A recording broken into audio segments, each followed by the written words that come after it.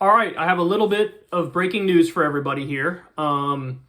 The head of CNN, Jeff Zucker, has just announced that he's stepping down. So let me read you his comment here. I guess this was an internal email to other, CNN hosts. As part of the investigation into Chris Cuomo's tenure at CNN, I was asked about a consensual relationship with my closest colleague, someone I have worked with for more than 20 years. I acknowledge the relationship evolved in recent years. I was required to disclose it when it began, but I didn't. I was wrong. As a result, I am resigning today. I came to CNN on January 28th, 2013. Together, we had 9 great years. I certainly wish my tenure here had ended differently, but it was an amazing run, and I loved every minute. I am grateful to the thousands of incredibly talented CNN and Turner Sports employees who helped make this such a joy for me and such a success for all of us. Success my ass cheeks. I wish each of you nothing but the best in the years ahead. With gratitude and much love, Jeff. So he's stepping down. He was like, look, in the process of everybody doing the investigation about Chris Cuomo and his wrongdoings as it pertains to his brother and his brother's accusers, it was dug up that he was having an affair with a colleague.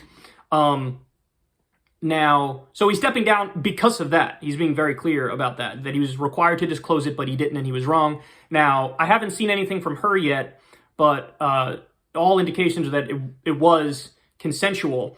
Now, it does get into a little bit of a gray area, because when there's such a power difference, then it's area where you tread carefully, because some people are messed up enough to exploit that power difference and to almost dangle the person's job over their head if they don't proceed in a relationship with them. So I understand why there are rules where, maybe it's not the best thing for a higher up to date somebody underneath them, because it just gets complicated. It gets complex. Now, having said that, that doesn't mean that all relationships like that are unacceptable.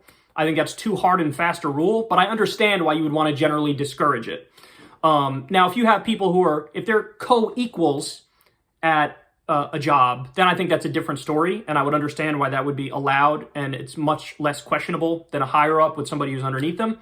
But he was the top guy, and this person was underneath him, and but you'd have to ask her what she thinks too. If she says, no, seriously, it was all totally consensual, then, I say, well, who am I to judge? But my main takeaway from this is, you shouldn't have stepped down because of this necessarily, because look, at the end of the day, when you look at all the details, maybe it is the case that they're both like, hey, totally consensual, we love it, we're going to get married, whatever, I don't know.